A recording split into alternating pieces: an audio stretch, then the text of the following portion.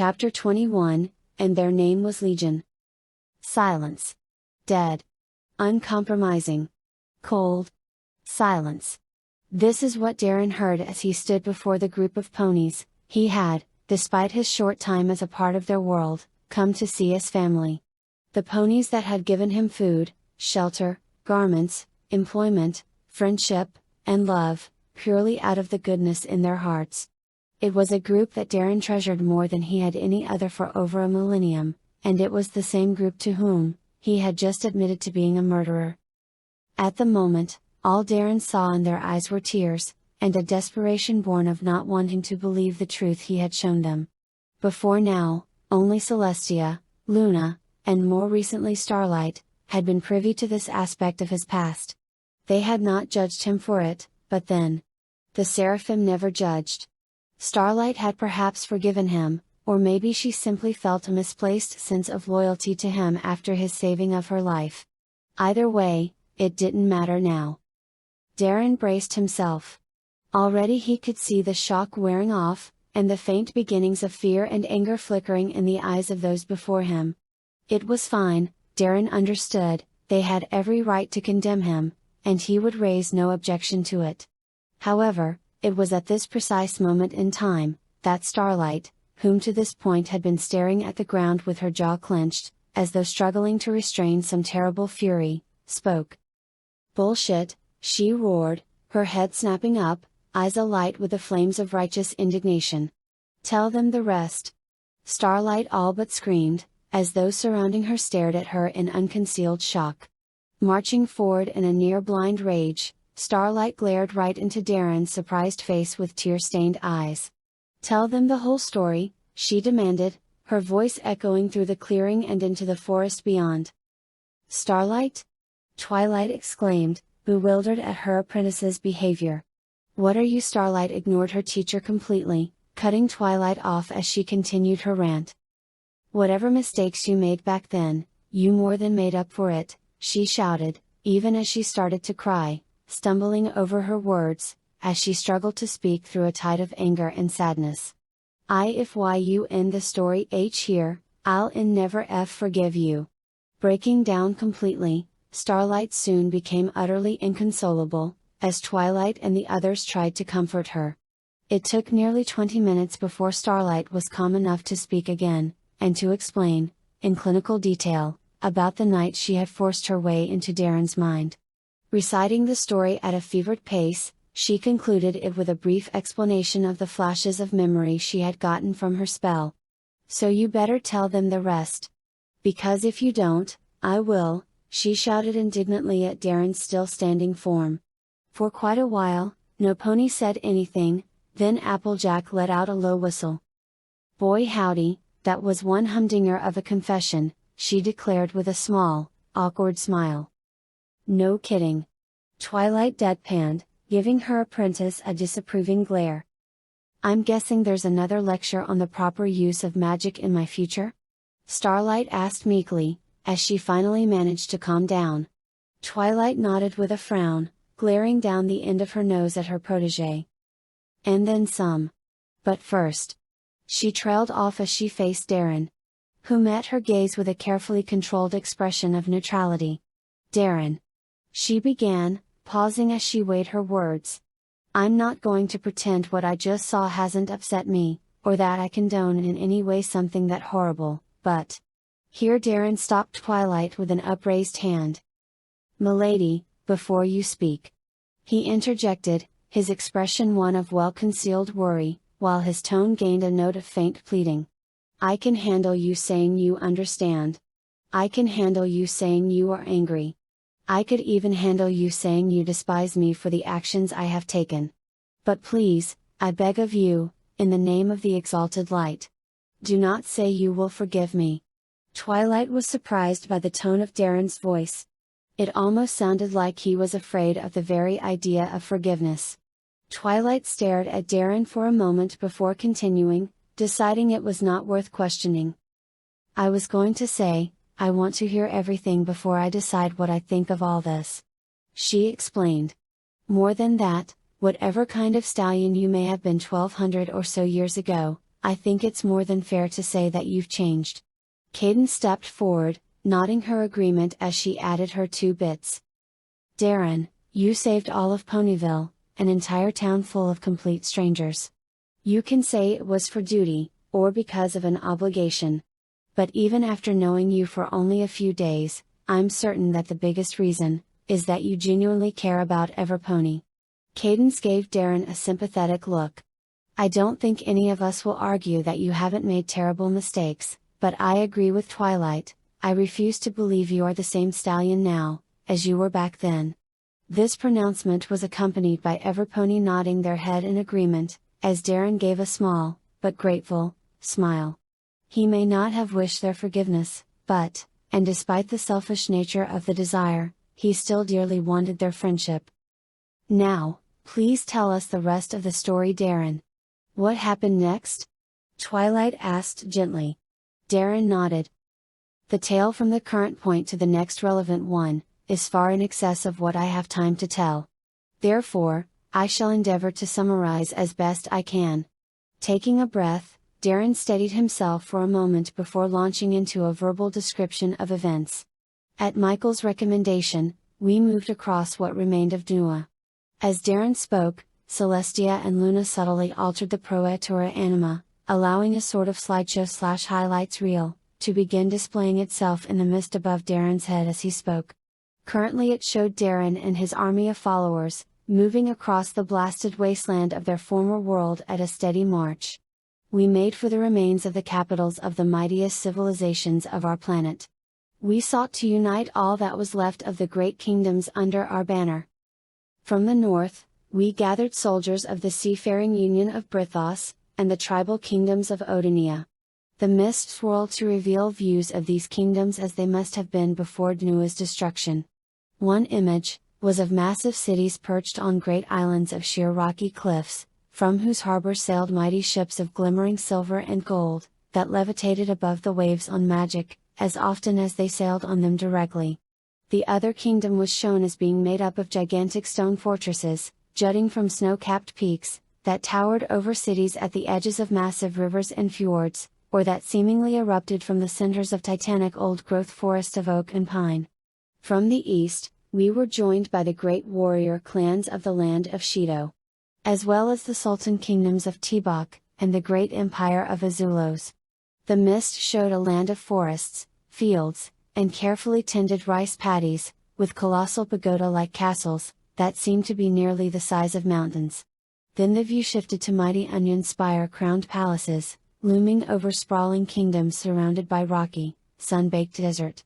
Finally, Darren's audience beheld a land of rolling hills and seaside cliffs, filled with great marble temples and tile-roofed mansions, that vaguely reminded them of Cloudsdale.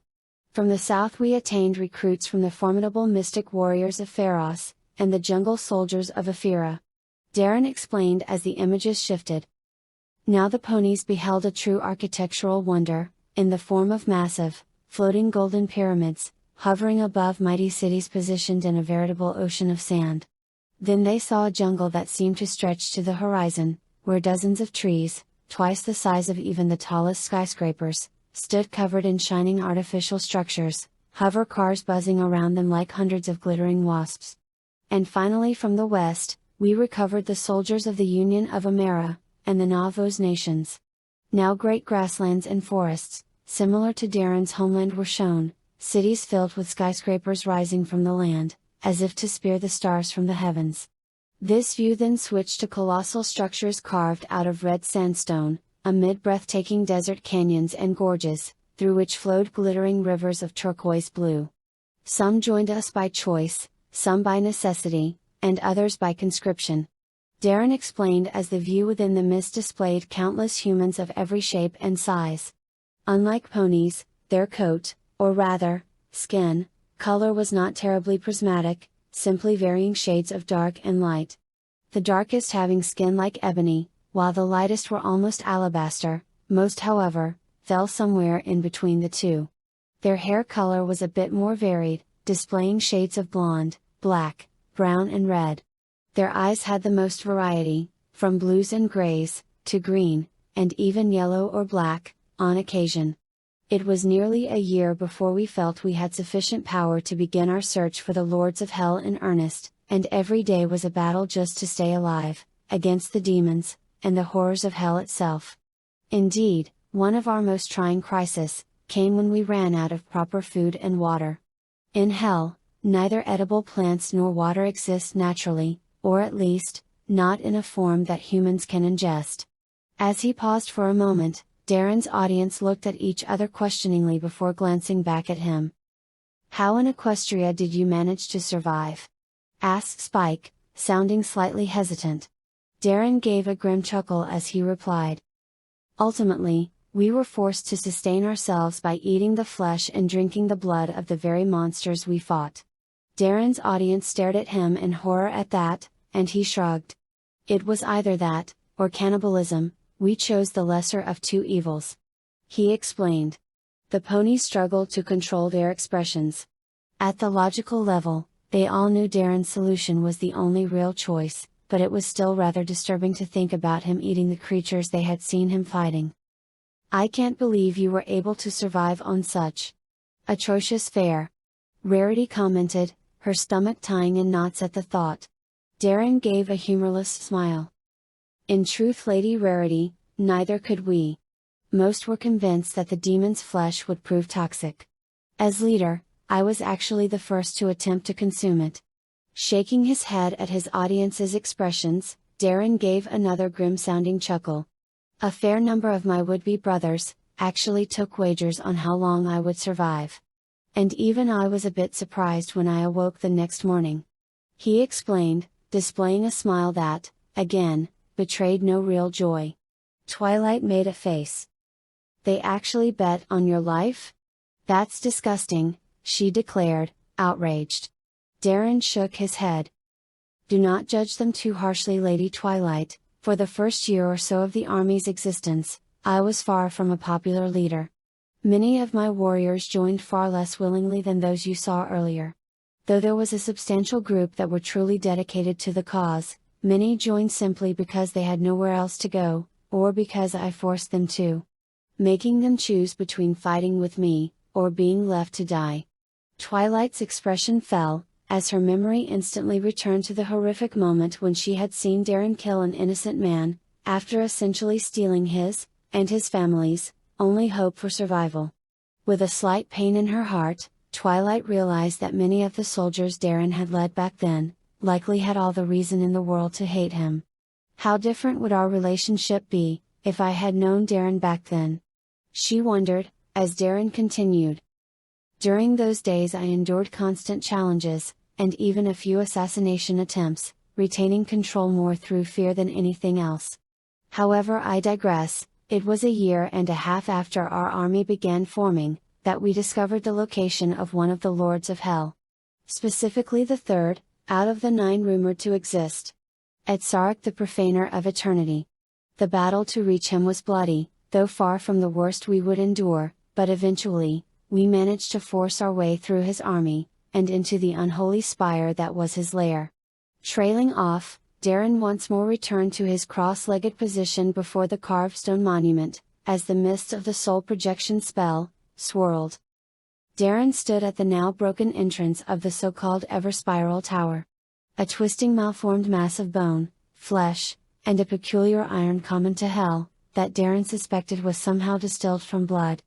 The tower was about 150 to 170 or so feet high, with a flat, crenellated top, reminiscent of those Darren had seen built by humans.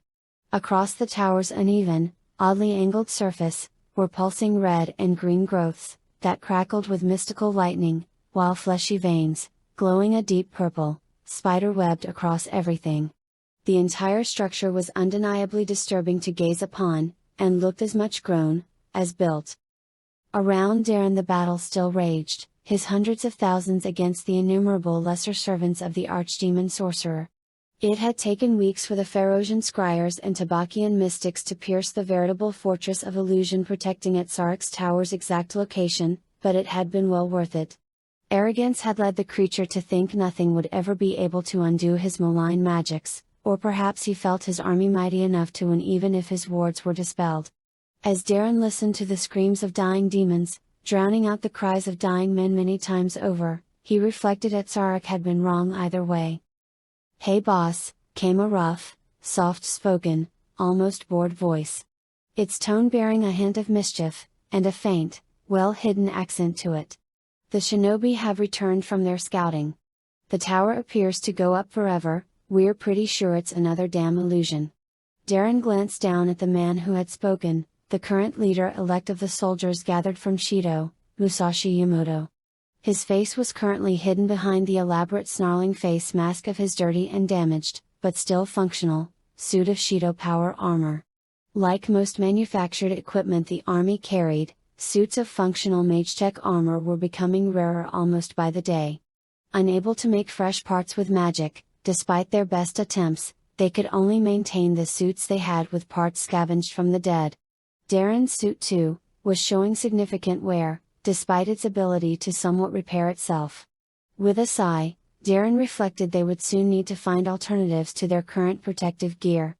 He growled to himself in irritation, as he considered it would not be the first thing they had needed to replace, as almost no one had a functioning firearm any longer.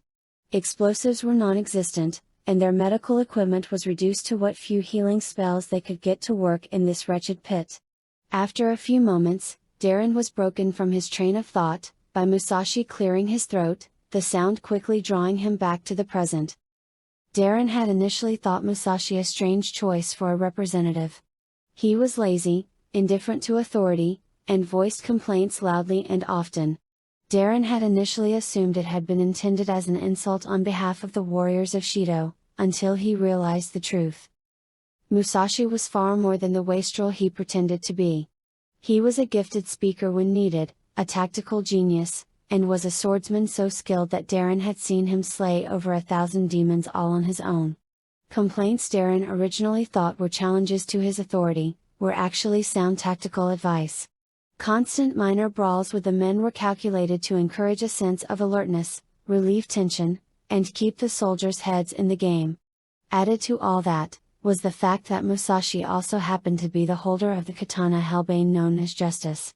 That he claimed to have stolen from the vault of a noble he had disliked. All in all, Darren could care less about his disrespectful tone, as long as he continued to be so valuable a military asset.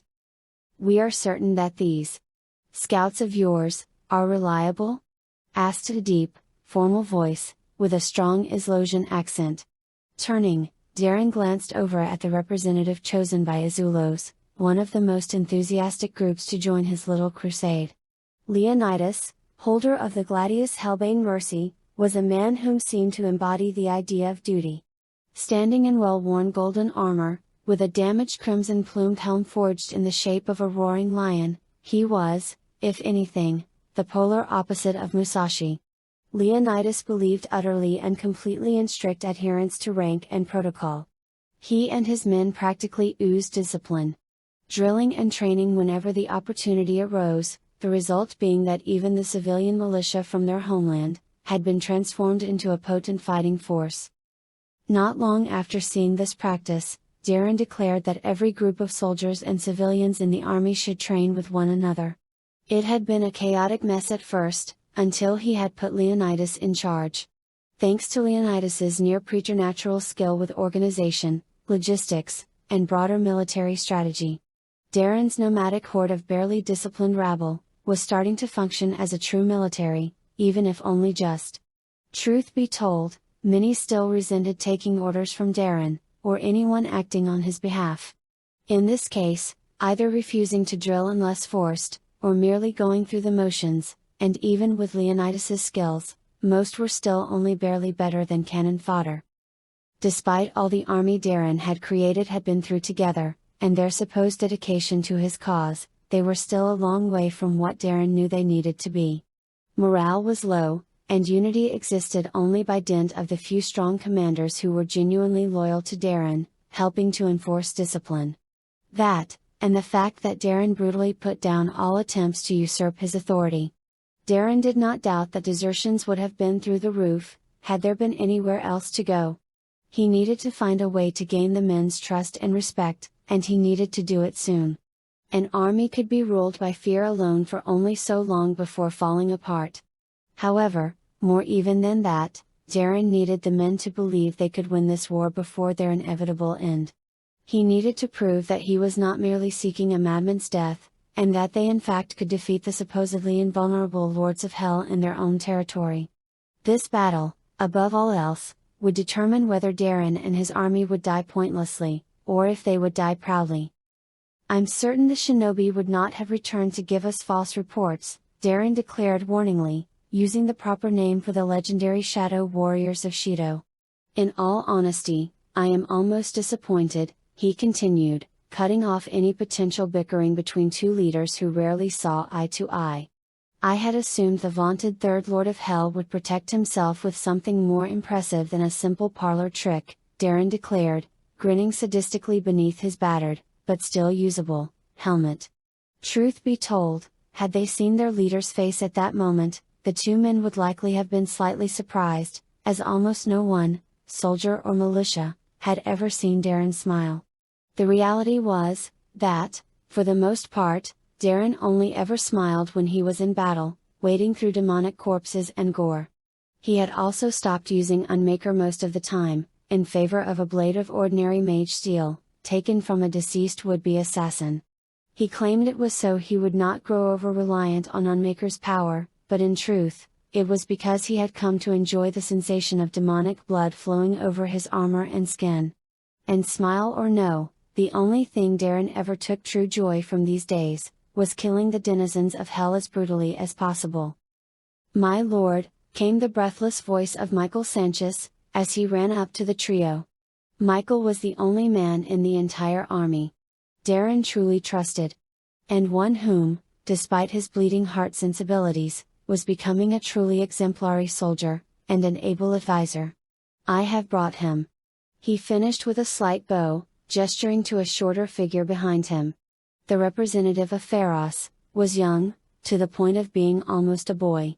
Dressed from head to toe in traditional Pharosan war gear, an impressive cross between light blue sorcerer's robes and shining gold and light blue powered armor.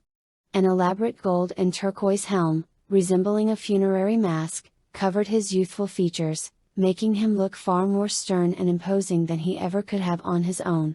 Common? Once upon a time, he would have been heir to the entire kingdom of Pharos, bearer of the staff Hellbane Innocence, his symbol of office. Now, he was little more than a common soldier. Even so, Darren had to admit the boy certainly pulled his weight. He was a sorcerer and tech mage of immense power, and Darren had seen him wreak an astounding degree of havoc with but a word and a gesture. He was also a child prodigy, with an intellect that was as versatile as it was vast.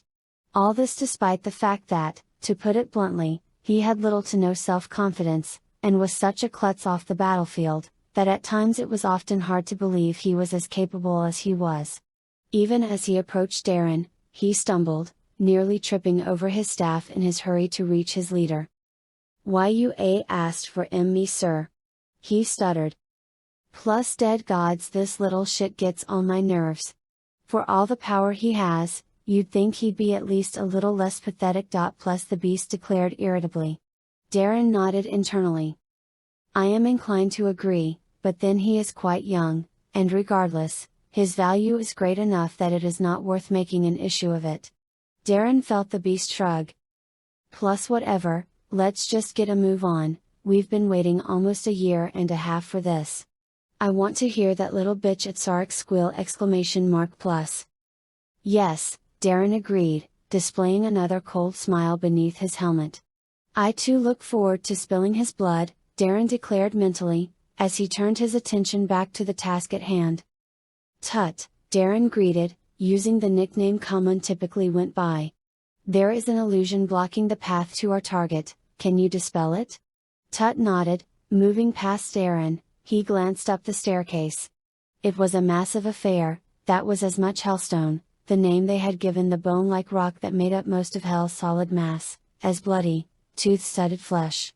Standing stock still for a moment, Darren heard the young warrior Magi mutter a series of strange words under his breath, before slamming the butt of his staff into the ground 3 times. The staff, Innocence, was, Like all of the hellbanes, a piece of polished black steel, etched with ancient golden runes along the shaft, spelling out its name. Topped by an odd ring containing a strange star-shaped ornament. 10 smaller rings hung from the main one, jingling musically each time the staff struck the ground. Then, as Darren and the others watched, the air shimmered slightly. "Is it done?" Darren asked, barely concealing his impatience. Tut nodded. "It is," he replied in a strained voice. "But the spell is struggling against me, I do not know how long I can keep it down, and I must remain here to keep it at bay." Darren nodded before turning to Michael. "Sanchez, protect Kamen while he keeps the illusion down. Musashi, Leonidas, you two are with me, but remember." Darren fixed the two with a gaze so fierce they both took a step back, his eyes blazing red beneath his visor, as his voice shifted its tone. "That scumfuck at Sarek is mine." So saying, Darren turned to charge up the staircase. A moment later, Musashi and Leonidas followed. As they ran after their leader, Musashi turned to regard his fellow representative. "Hey Leo. You get the sense that our boss might be a bit off his rocker?" Musashi asked. Leonidas gave a contemptuous sniff. "I have told you, do not call me Leo unless you wish to meet me in the sparring ring. However, yes, I do often get the sense that our Lord is different. But does it truly matter? We are already in hell, what harm is there in following a madman, so long as he has the strength and conviction to see this through to the end?" Musashi considered the response for a moment, before replying. "I guess you got a point, no hope left, so maybe our best bet is with a man who's lost a marble or two." He conceded, though privately, in his head, he wondered. But what if his madness goes too far? Yet even as he pondered the thought, he continued to follow Darren. The man who, at the end of it all, was the only one he could imagine being able to claim a victory in all this insanity. Besides, Musashi thought with a grim chuckle, "I'm pretty sure declaring war against hell is about as too far as you can go." Sarek the Profaner of Eternity snarled, as he felt his final illusion being disrupted. An annoying turn of events, but not unmanageable. Casting his gaze about, he noted the large group of Hell Knights and Barons that made up his elite guard. Their minds subjugated by an ingenious assortment of illusions and beguiling charms. Though there were a few that were genuinely in his service. Typically those among the doomed who had come to him wishing to learn the secrets behind his mighty sorcery, though Sarek was always careful not to teach them his best tricks. 2 of his more powerful disciples stood at either side of him now. They had once been ordinary barons, but with time and effort, he had turned them into a pair of formidable magi, capable of breaking a mortal mind in an instant, or burning them away physically with eldritch fire. True, their frames were now slightly less robust physically, but that was more than made up for by their mystical abilities. Though, Sarek made certain to enchant their minds, to ensure total loyalty. Sarek had been rather surprised when the army of mortals he had been hearing rumors about, had showed up to camp practically on his doorstep. And he had been very surprised when they had disrupted all of the illusions that had kept his seat of power hidden, even from the other lords of hell. Yet Sarek was not worried, no not at all, his power was beyond question, no matter what the other lords may whisper behind his back. How jealous they would be when he arrived on the steps of the Dark One's great temple, with such worthy sacrifices as these impudent mortals' souls. Perhaps then, at long last, the Dark One would see fit to speak to his children once more. To gift them with his presence as he had in the Eternal War, so many eons ago. Perhaps he would even speak to Sarek personally. Oh, how wondrous would that be! To see the expressions on the other lords' faces when Sarek, lowly, insignificant, weakling, Sarek, was blessed to hear the voice of the great Lord of Oblivion himself. Sarek giggled aloud, as he fixed his eyes eagerly on the entrance to his throne room. His slaves were being slaughtered, but in the end, the might of Sarek would be all that was required. That was what Sarek firmly believed, right up until the moment when his throne room door was smashed open, and his elite guard began to die. Musashi spun it in a circle, his twin katanas, the Hellbane Justice, and his old mage steel katana Meio, or, as it was said in the common tongue, honor, eviscerating and then disintegrating every demon within reach in a cloud of blood and cinder.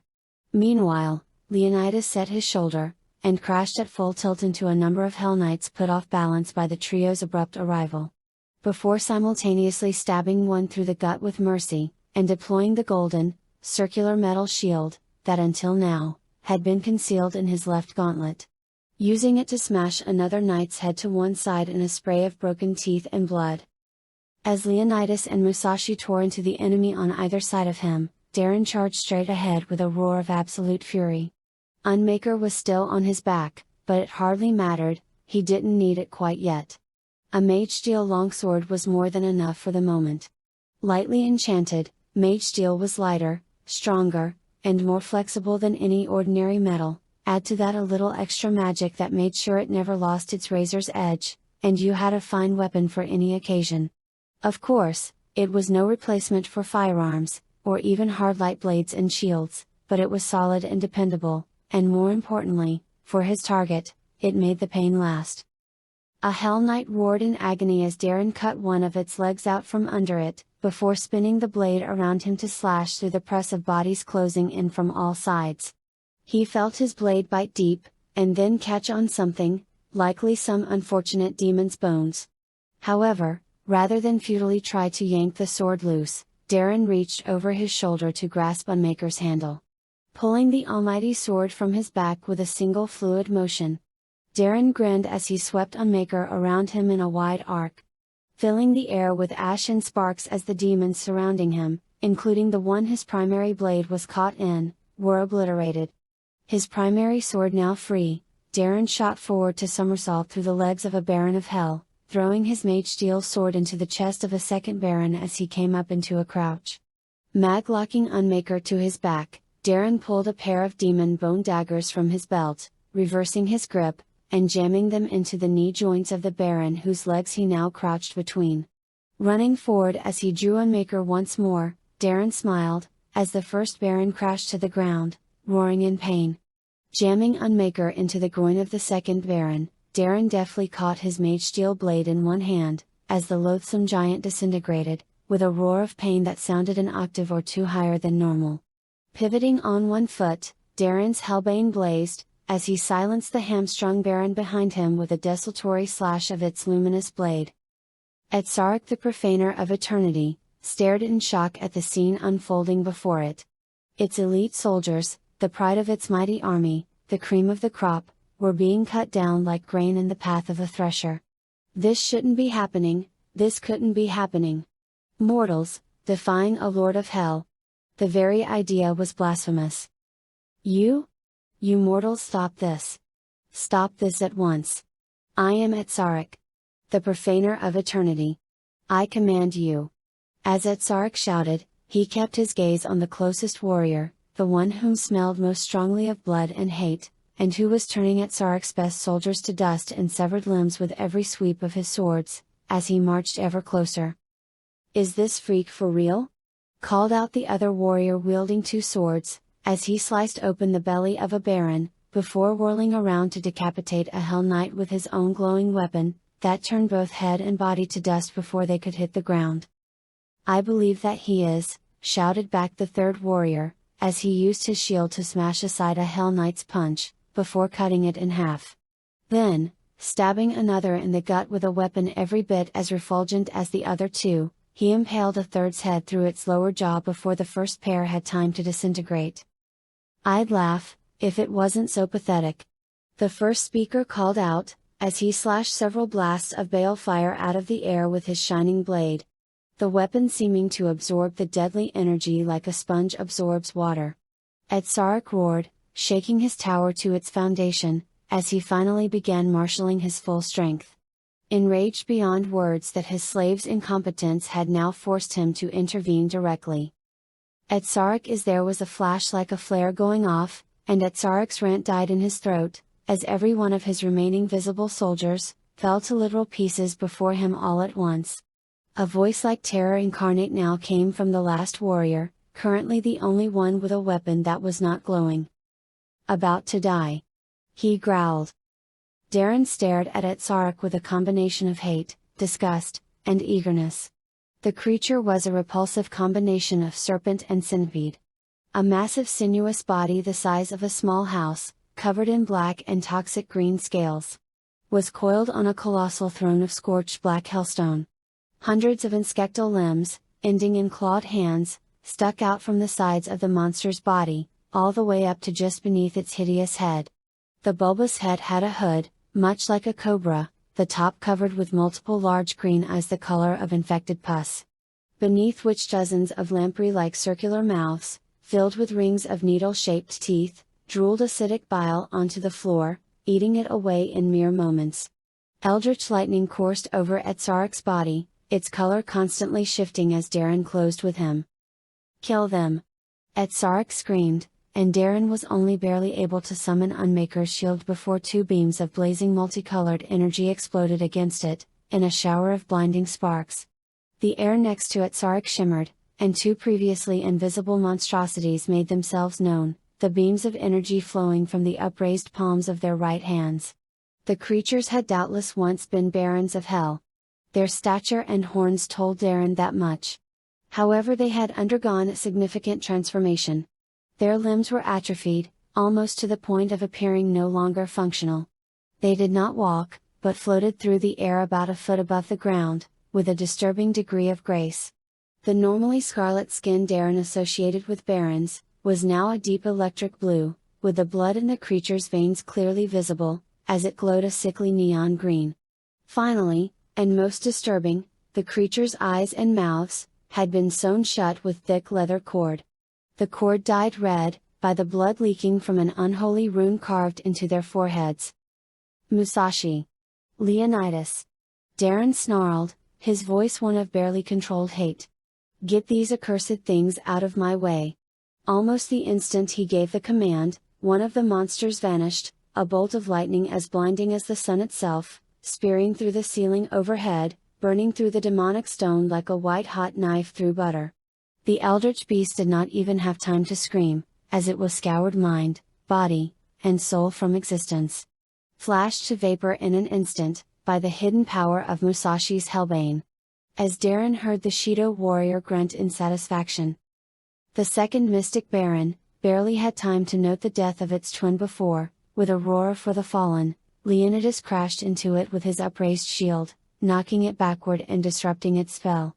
The baron made no sound, as it ceased its attack, steadying itself before swiftly fading back into invisibility.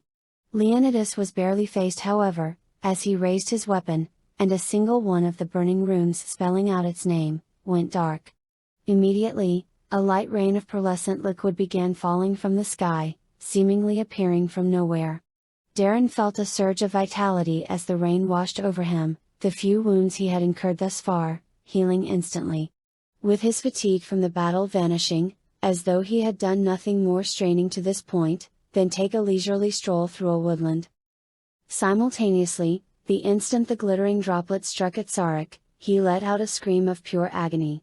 His flesh smoking, as it instantly began to dissolve. Shrieking like a banshee, Etzarek leapt from his throne to scramble through the wall behind it, the illusion shimmering as he passed through, desperate to get out of the range of the horrid drizzle. His final bodyguard was not so lucky, as, unable to escape, it reappeared thrashing in mid-air, acrid smoke rising from its hissing flesh. As its skin and bone melted into nothingness, the creature reached up, and with a strength born of pure desperation, tore apart the threads sealing its mouth shut. Letting out a scream so horrible, that Darren thought his ears would burst. Before collapsing to the ground in a rank puddle of rapidly discorporating meat. "Do not allow that abomination to escape," Darren roared, as he charged toward the mystical wall beyond the throne. With Musashi and Leonidas on his heels, Darren slashed his sword through the barrier, the ancient weapon devouring the tainted magic as easily as it did demonic souls, to reveal a stairway leading even further up. How'd that giant bastard get up a stairway this size? Musashi wondered aloud, as the trio thundered up the steps, taking them two at a time in their relentless pursuit. Had he been able to think beyond his near-blinding rage, Darren might have wondered too. The stairway was still plenty large, at least 12 feet wide and tall, but nowhere near big enough to allow Equestria to get away this fast. As it was, however, Darren only cared about one thing, and that was wringing the last breath from the third Lord of Hell's broken, bloody, carcass. It wasn't long before the journey ended, and the mystery was revealed. The top of the ever-spiral tower was far from impressive. About 100 feet square and made of hellstone. The crenellated 3-foot-high border of the tower peak, looked out over the wastes of the Desert of Insanity, the territory of Hell Equestria claimed dominion over. There, directly across from the cave-like exit from the stairway Darren, Musashi, and Leonidas stood in, was Equestria. At first, the trio thought he had shrunk, now only a fraction of his former size. He wasn't much taller than a Baron of Hell, though his serpentine body was still considerably longer, and the lightning they had seen crawling across his body in the throne room, was missing entirely. So, that is the truth of it. Darren growled. It was all merely another cheap trick. He snarled as he closed on the coiled and burned form of Equestria. In the end, the third Lord of Hell is just a worm, playing at being a dragon. The expression on Equestria's face, if so malformed a creature could be said to have such a thing, seemed to be filled with fear. The three warriors spread out, forcing Equestria to keep backing away, until his serpent-like body bumped against the edge of the tower's summit. Beyond which was a 150-foot drop into the rapidly winding down melee outside the tower, where Darren's forces had gained a decisive upper hand in the battle. Darren smiled cruelly under his helm. So what will it be? Worm? He asked, presenting himself with arms held wide in a mocking challenge. Die like a warrior? Here he gestured at the ledge behind Equestria with his sword. Or die like a coward? For an instant, Equestria seemed to be weighing his choices. Then, suddenly, his head snapped up to glare into Darren's eyes with what seemed almost to be glee. Fool, Equestria whispered, as his eyes suddenly glowed purple, and Darren felt the world implode. Equestria laughed as the three warriors before him fell to the ground screaming. Clawing at their helmets, they didn't even have enough mental fortitude left to recall how to remove them. As their minds drowned in the sensation of reliving every frightening and painful memory they had ever had, magnified thousands of times over. Equestria laughed even louder as he looked behind him to the scene below his tower, as every impudent mortal that made up this ragtag group of imbeciles, rolled around on the ground screaming their lungs out. Did these idiots really think one could be a Lord of Hell without true power? Equestria was a master of deception and the mind. His power could turn entire nations into mindlessly devout zealots dedicated to his worship, or, as he had just demonstrated, inflict mental anguish great enough to bring entire armies to their knees. He had been challenged by countless upstarts, all thinking he would be easy prey as one of the lower-ranked lords. It was not the first time Equestria's throne room had been breached, and it wouldn't be the last. The only reason Equestria ever even allowed this, or any other invasion, to come this far, was because he had always survived by preventing anyone from seeing the true scope of his power. Even the other lords had no real idea what he could do. Well, except for the ninth, but that hardly counted. As he lazily gazed out over the battlements, Equestria wondered how long it would take before the mortals below started to die from the mental strain of his spell. Smiling, he made a bet with himself that it would be only 5 minutes before the first one keeled over for good. He would of course keep most of them alive, once they were properly broken. After all, what good was a sacrifice if it wasn't still kicking?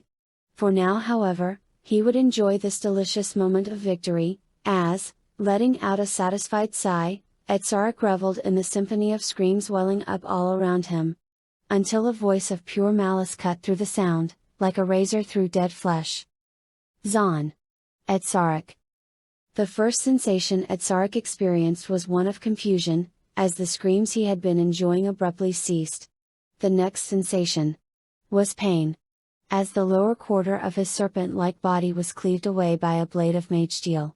Equestria screamed, writhing in agony. He felt what was left of his spasming lower half brush something behind him.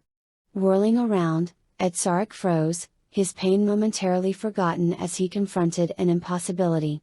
There, standing as though nothing had happened, was the leader of the trio that had cleared out his throne room, his blade dripping with Etsark's blood. How? Etsark stuttered, unable to believe what he was seeing. My power should have. Etsark got no farther, as the warrior rushed forward, pulling back his left fist to ram it right down one of Etsark's throats. Now, the warrior spoke, his tone sounding even more unhinged than it had earlier. Open wide and say ah. The warrior whispered, as he braced his foot against Etsark's body, and wrenched back his fist, along with the demon bone dagger he had concealed within it, ripping out the blade like a stubborn hook from the flesh of a fish. Etsark's scream was loud enough to be heard for miles, as he fell to the ground choking. Blood and acidic saliva poured from his destroyed mouth and esophagus as he struggled to understand what was happening. Meanwhile, the warrior glanced at his rapidly disintegrating gauntlet, before swiftly pulling it off and throwing it aside, along with the now uselessly corroded knife. I'll kill you! You little mortal! Etsark was again cut off, as the warrior rushed in once more. Tossing his sword to his unarmored left hand, to draw and stab another dagger into one of Etsark's multitude of eyes with his right. Before twirling away with an upward slash of his sword, that severed 3 of Etsark's arms. Sorry, didn't quite catch that, Etsark the massively overcompensating. You're going to do what to me? The warrior snarled, in a voice filled with hate, along with a generous dose of sadistic glee. Etsark roared in pain and fury, charging forward as best he could despite his mounting injuries. Die? Etsark screamed, releasing a spray of acid at the warrior from his uninjured mouths. The warrior only just managed to dodge, his helmet grazed by the stream of caustic liquid, as Etsark summoned the energy for a spell. Only to feel a shock of true terror, when the energy wouldn't come. What have you done to me, you worthless piece of imp excrement? Etsark screeched, as he struggled to see the mortal through a haze of blood and pain, only to release a howl of agony, as another chunk of his body was severed from the main mass. Now unable to do anything more than feebly drag himself around with his few remaining arms. Etsark felt fear eclipse what was left of his rationality. As he realized that he, a lord of hell, was actually on the verge of death. You know I can't replace this helmet, right? The warrior asked coldly, as he removed the slowly dissolving piece of armor and tossed it aside. So, how are you going to compensate me? He demanded, before bringing his sword down in a brutal arc, to cleave away several more of Etsark's arms. Ah, that should cover it, he hissed, as Etsark screamed and flailed helplessly on the ground. Finally, the warrior walked fully into Etsark's field of vision, and Etsark felt himself paralyzed with terror. 2 burning red eyes stared into Etsark's, communicating a hatred that even demons would be hard-pressed to match. Accompanied by a smile that comes only from those who truly delight in the pain of their enemies. Was this being even really a mortal? What are you? Etsark croaked out, the fear in his voice now fully audible. The red-eyed mortal moved to stand beside Etsark, placing both hands on his sword handle. What do you think I am? The warrior asked, hate dripping from every word as his smile was replaced by a sneer of contempt.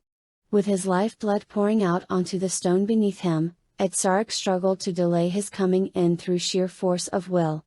Then, as he lay there, hovering at the precipice between life and death, Etsark's vision swam. Perhaps it was magic, perhaps it was madness, or perhaps, in the last moments of his wretched life, some greater force in the universe decided to curse Etsark with a final torment. Whatever it was, the third Lord of Hell's vision cleared for a single, devastating, instant. And in that instant, he saw something so terrible, even his shriveled and blackened soul, coiled in utter horror.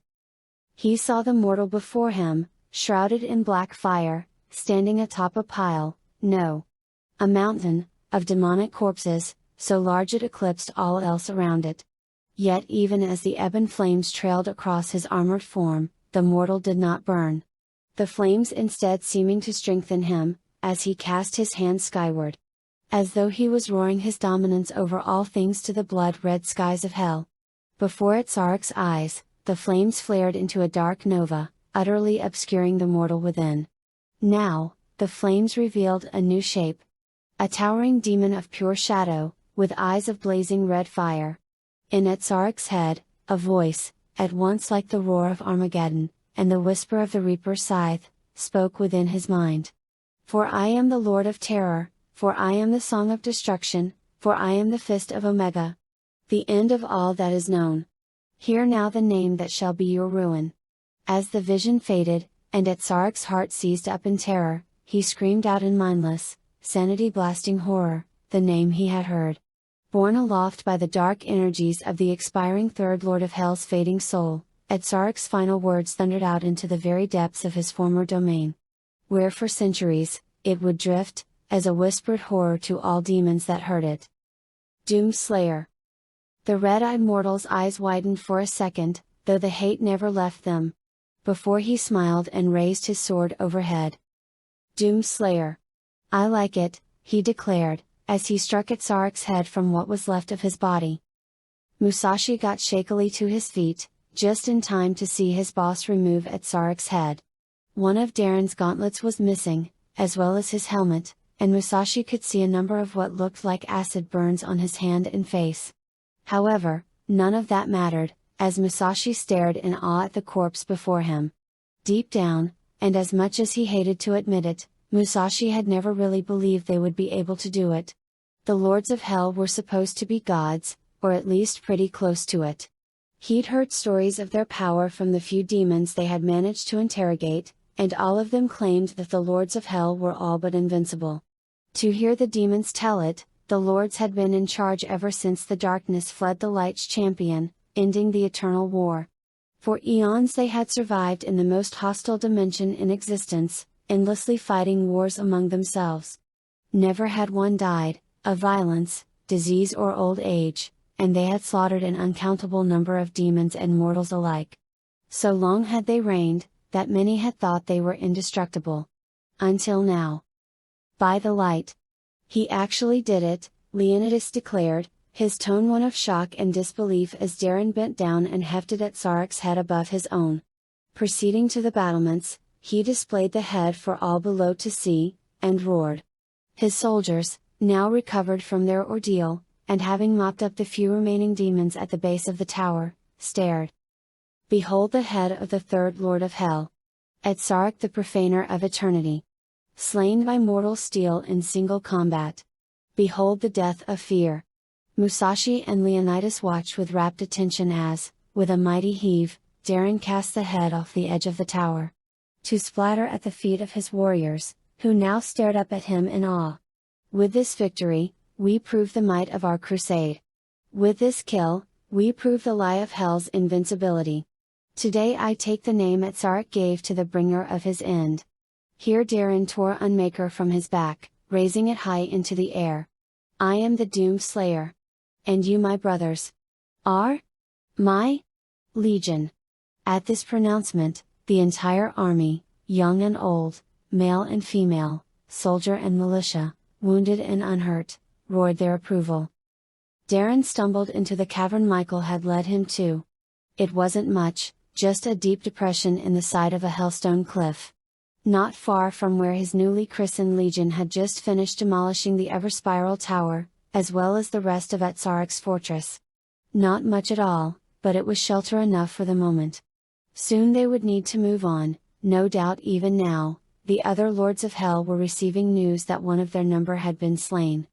After eons of ruling with the presumption of invincibility, they could not afford to let this challenge go unanswered.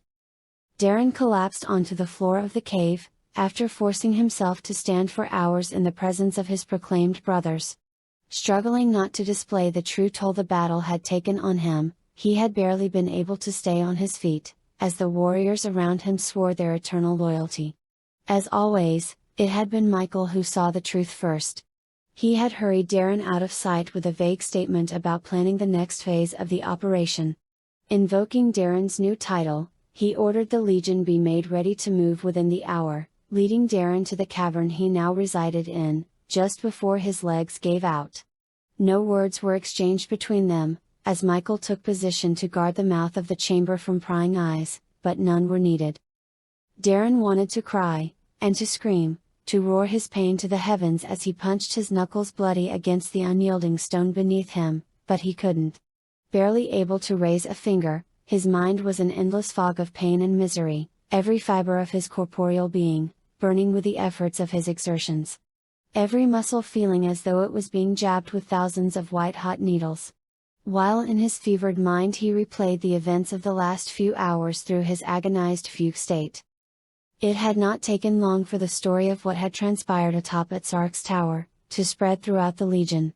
The story of how Darren had gone untouched by the spell that had nearly slain them all.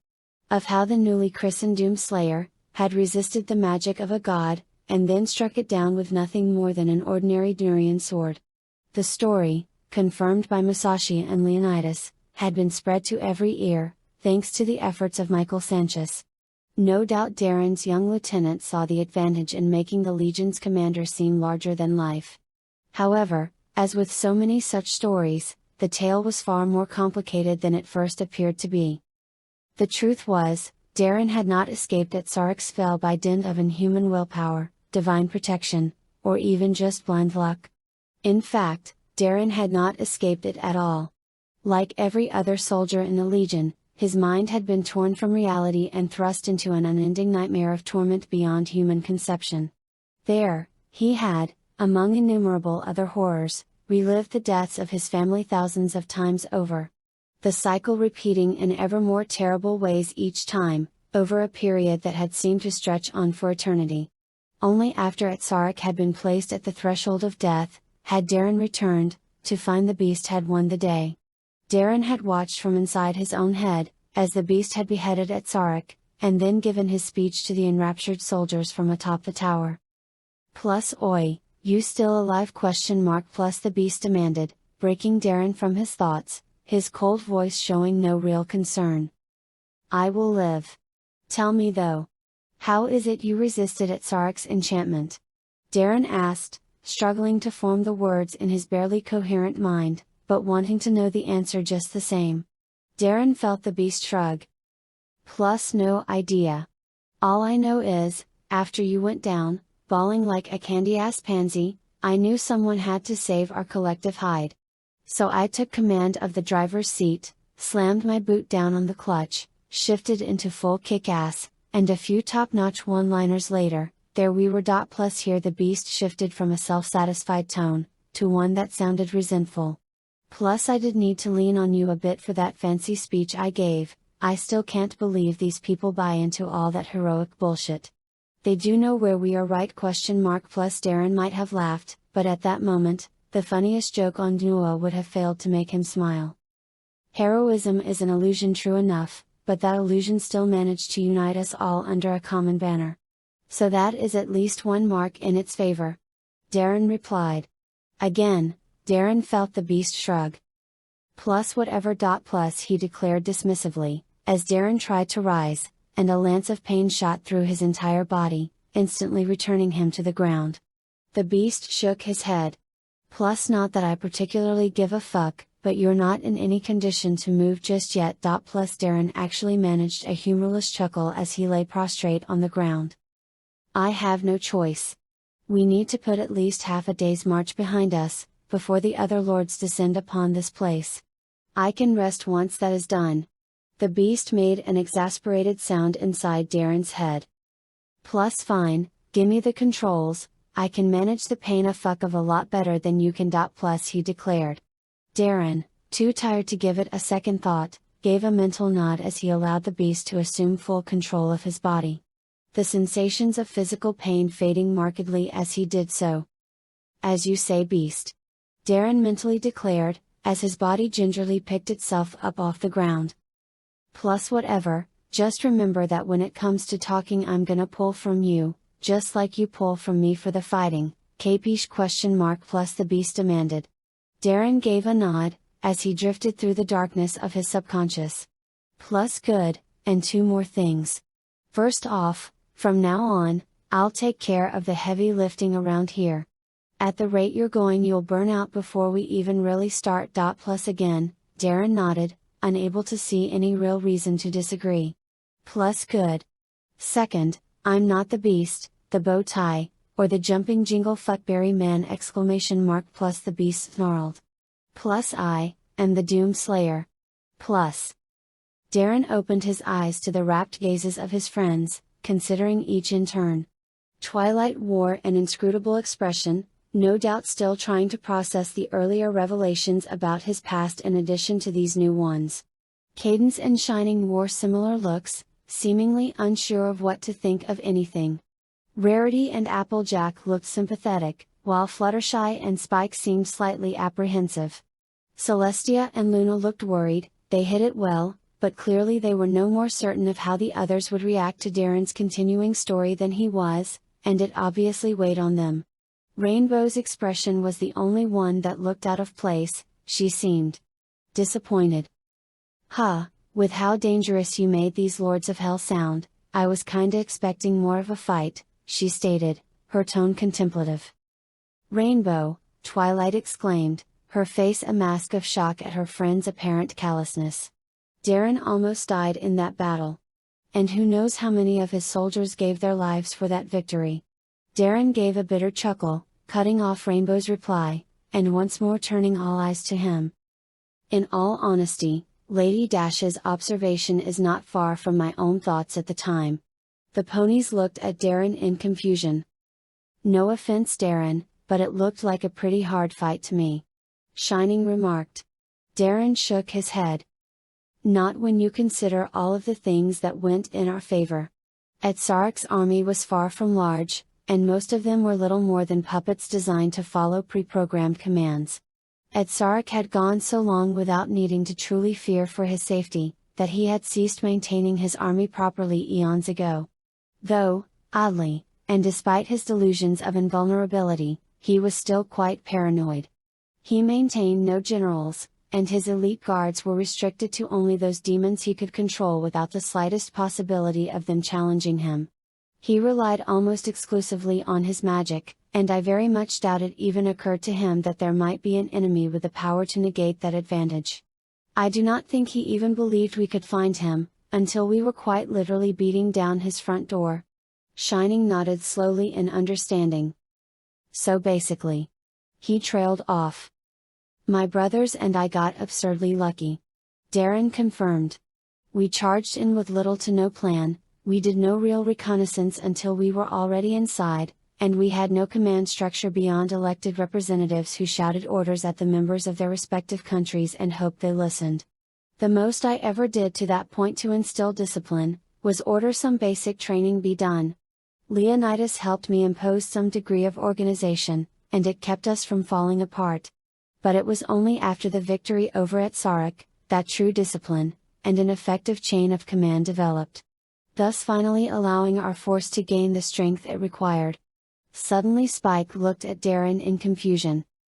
Wait, I thought half the army hated you. Darren chuckled. You would be amazed how quickly you make friends when you personally behead a demon god. He remarked dryly.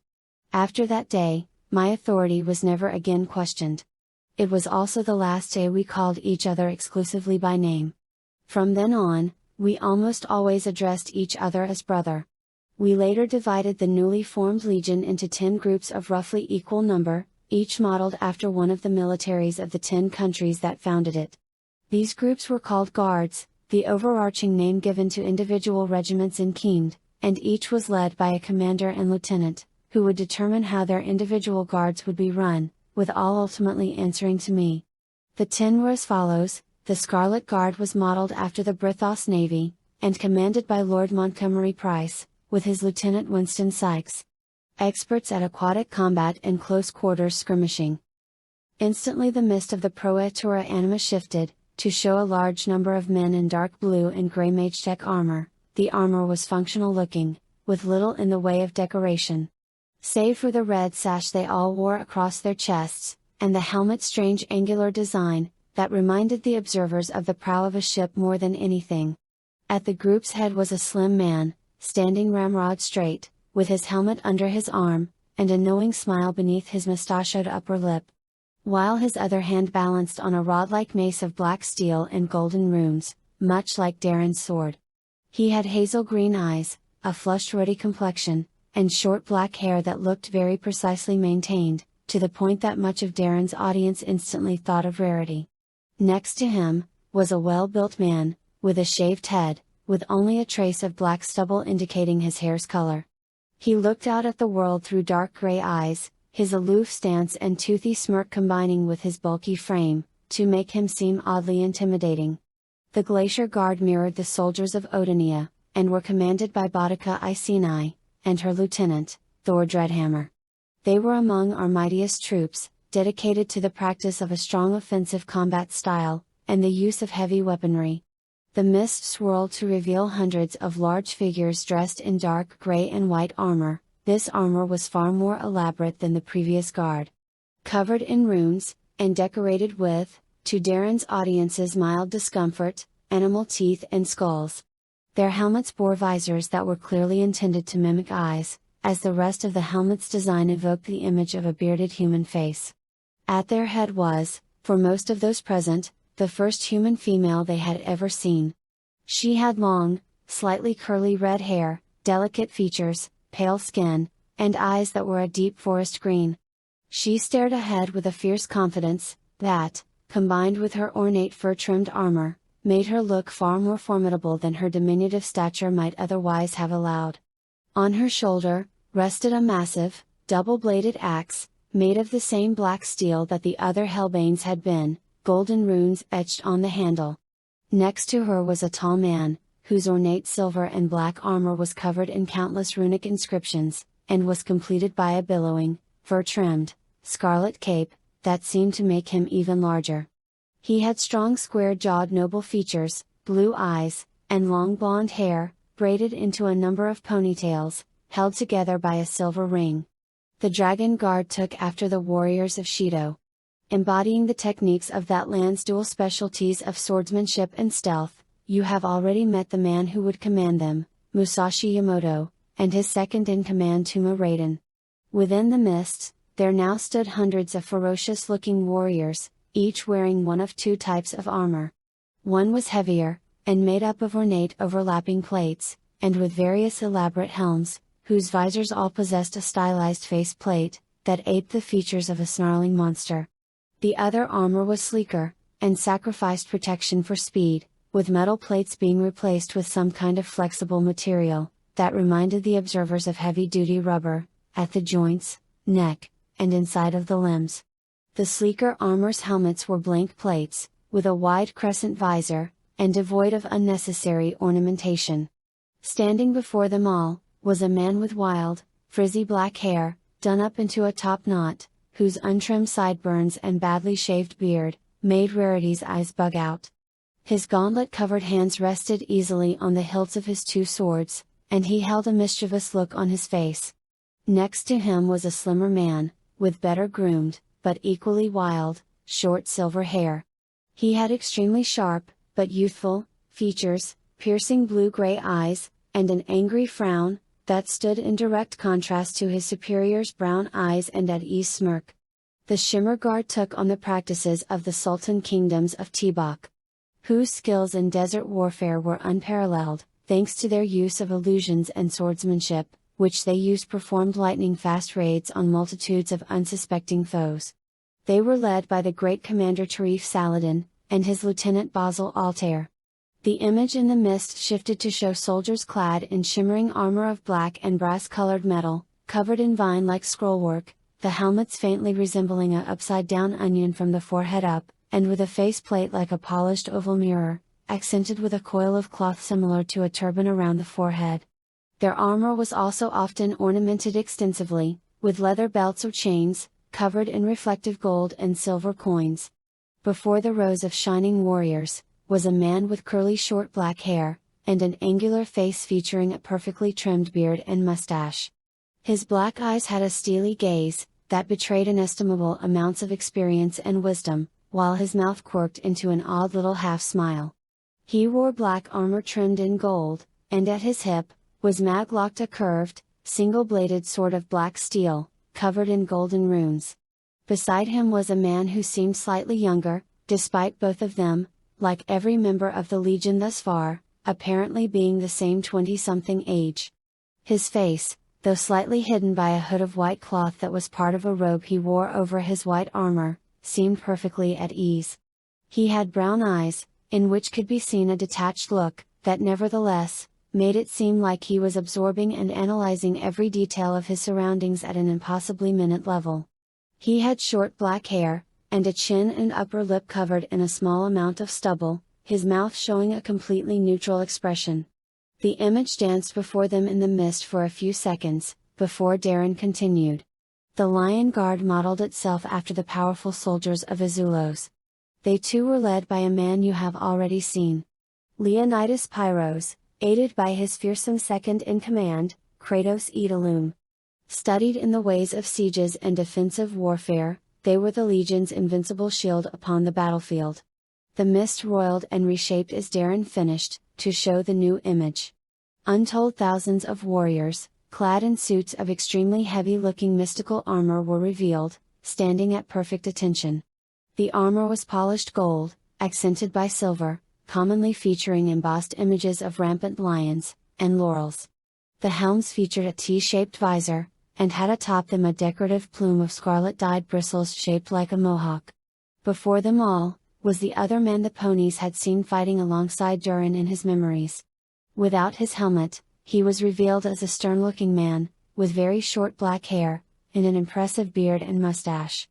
Hard, dark green eyes, stared out at the world from above a faintly frowning expression, in the manner of a king surveying his land, the Halbane Mercy, maglock to his hip. Next to Leonidas, was a warrior who wore a dark, almost angry expression on his clean-shaven features. His head was completely shaved, and across his face, was a brilliant scarlet tattoo that looked almost like a bloody scar. In his dark brown eyes, simmered a look that made him seem distinctly unfriendly. However, the strangest thing about him, was his skin color, a chalky pale white, that did not seem entirely natural, and that stood in stark contrast to his commander's tanned, olive complexion. The Elder Guard, based itself on the battle mages of Pharos. Led by the youngest of the Legion's 10 commanders, Kamun-Ra, and his trusted lieutenant, Magnus of Prospero. They were the Legion's mightiest sorcerers, whose arcane might prove decisive in countless battles. Now the ponies saw row after row of warriors in armor of burnished gold, and dark blue or black steel. Over this was worn robes of turquoise blue, and both armor and robes were covered in glowing hieroglyphs and images of golden wings.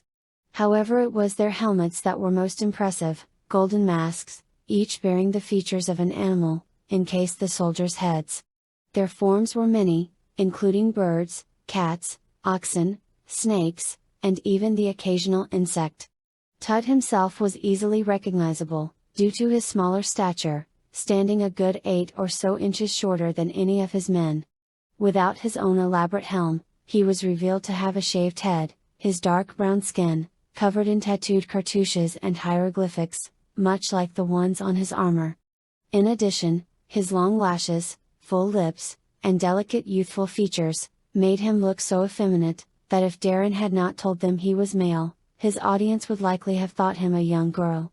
His brow was furrowed over bright eyes that seemed almost golden, a concerned look etched upon his face, as he held his Hellbane staff in one hand. Next to him, was a man who towered over his leader, and was quite possibly the strangest human any of them had seen yet. Standing an inch or two taller than even Darren, the man had an affable expression that seemed to instantly put people, or ponies, at ease. This made him seem approachable despite the strangeness of his appearance. First was his skin tone. It was, incredibly, a bright scarlet red, that reminded Darren's viewers of Big Mac's coat. This brilliant red extended to his hair, long and almost seeming to defy gravity. It reminded one of nothing so much, as the mane of a lion or manticore.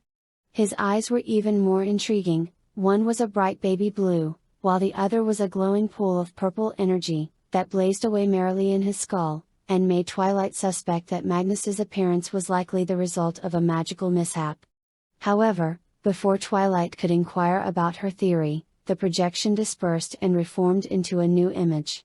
The Zulu Guard took up the warrior traditions of the land of Ephyra, whose skill in jungle warfare and guerrilla tactics was beyond exceptional. Led by Commander Kunta Zulu, and Lieutenant T'Challa Mali, they faced every foe with a courage that made them legends even among the Legion. The Zulu Guard were encased in dark brown and black armor, each etched with a variety of swirling pictographic images, that varied slightly from warrior to warrior. Their arms and necks decorated with small charms and necklaces, made of brightly painted wood beads, carved with decorative markings. The helms they wore were simple affairs, that appeared slightly boxy, with a plate around the mouth that vaguely resembled the muzzle of a cat. And each decorated with a sort of crown, made of brightly dyed bird feathers. Standing before their ranks, was a man whom seemed a living titan. Towering over even Darren and Magnus, he looked close to 7 feet tall, leaning casually on yet another hellbane, this one a leaf-bladed spear. Lean and athletic looking, his skin was a shade of brown, so dark it appeared black. His head was completely shaved, and his eyes were a deep chocolate brown, in which danced a look of kindness and wisdom. This, combined with his wide toothy smile, gave him the look of a man who laughed loudly and often, instantly putting those who saw him at ease, despite his slightly intimidating height. Next to him was a man of more average height, his complexion was also extremely dark, and he had short, curly black hair, dark green eyes, and a well-maintained beard and mustache. Unlike his leader, he wore a far more serious expression, his arms folded, and a fierce intelligence in the depths of his gaze, as his mouth curved into a slight frown. The Iron Guard adopted the practices and tactics of the Union of Amara's military. They were an adaptable, jack-of-all-trades group, who claimed many victories in our crusade. Led by the able Commander Patton Murphy, and his lieutenant, Avery Luther. The shifting mist revealed that the Iron Guard wore a utilitarian form of mage-tech armor, painted with various forms of camouflage. From splotchy greens and blacks meant for jungles, to blocky pixelated blues and grays designed for urban settings, all covered in combat webbing. Their helmets were rather elaborate, combining the features of a biker's helmet and a gas mask, with some having odd, goggle-like accoutrements, designed to be flipped down over the visor. In front of this group, was a man with blonde hair shaved close to his head. His bright brown eyes gazing out toward the horizon, and combining with a slight frown on his red-tinged face, to give him a look of solidity and wise concern. Finally, sheathed at his belt, was a combat knife made of black steel, etched with golden runes. Next to him was a man who seemed to ooze both experience and confidence. He had extremely dark brown skin, and black curly hair shaved close to his head, though not quite as close as his commander. He had dark hazel eyes, a well-maintained mustache, and a 5 o'clock shadow.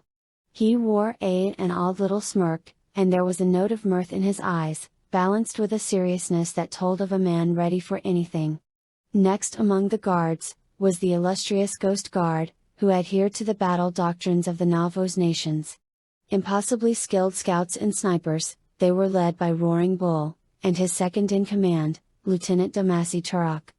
The Ghost Guard appeared in the misty depths of the Proatura Anima, in armor of green and brown, most decorated with small charms of dyed leather and brightly colored beads, accented with eagle feathers. The armor, like that of the Lion Guard, and roughly half of the Dragon Guard, appeared specialized beyond the merely decorative. It was lighter, and had extensive combat webbing meant to carry more gear. No doubt to allow its wearers to operate longer, away from the main army. There before the ranks of the Ghost Guard, was an imposing figure, with heavily tanned skin that appeared slightly sunburnt. His long black hair was done up in a pair of braids, each decorated with beads and eagle feathers. 2 eyes of dark olive green, stared out from his slightly careworn face with a deep frown, and an intensity that instantly made you feel small, like a child in the face of a stern elder.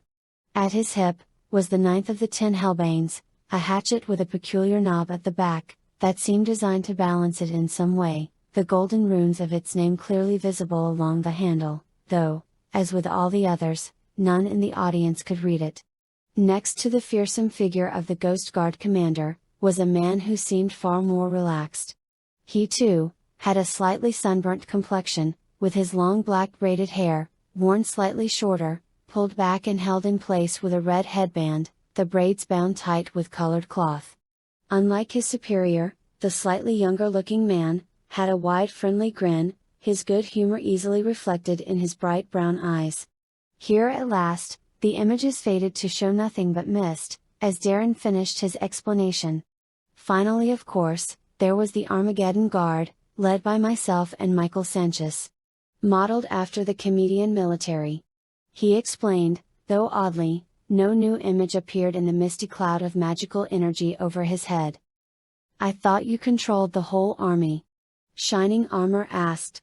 To which Darren nodded as he elaborated. "Indeed, but I delegated overall command of the 9 other guards to their commanders, who had broad discretion on how to carry out my orders. Only the Armageddon Guard answered to me directly." He explained. "Armageddon Guard, huh?" Rainbow Dash stated slowly. "How come they don't get a slideshow?" she asked, a note of suspicion in her voice. Darren shrugged. "I simply assumed you had already seen enough of the soldiers of Keemd, that it was not necessary," he replied smoothly. Rainbow nodded. "I guess that makes sense," she agreed. "This is all quite fascinating, darling," Rarity interjected. "But it still doesn't explain how you got to Equestria in the first place?" Darren chuckled mirthlessly. "Ah yes. The great mystery," Darren stated wistfully. "The event my brothers eventually came to call, the first miracle." Twilight arched an eyebrow in confusion. "The first miracle," she repeated. "That's theatrical." Darren shook his head. "Well, it was quite an important event to those who lived it." He trailed off before he took a deep breath and began again. 30 years, he declared, sounding as if he was in another world, as the mist above his head rioted and shifted once more. 30 years of fighting. Of pain. Of loss. Of death. And of sorrow. Every moment of every day was a bitter fight for our survival. Over time we lost brothers, good and bad, to the demons, to the environment, and to the sheer insanity and unceasing horror that is hell's essence. When our blades broke, and our armor rent beyond our meager ability to repair, we turned the bones and skins of our foes into replacements. We feasted on their corpses, and glutted on their blood, as we tracked down and killed their masters, one after the other. Yet, with every victory came loss, until our army, once numbering in the hundreds of thousands, was whittled down to a mere 10,000 or so, as the war stretched on seemingly without end.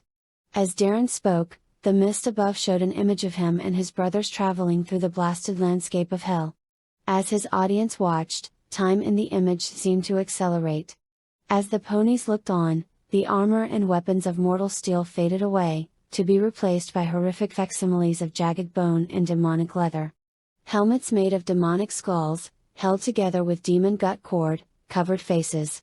As torsos were encased in cuirasses of tan demon skin, stretched over frames made of rib cages.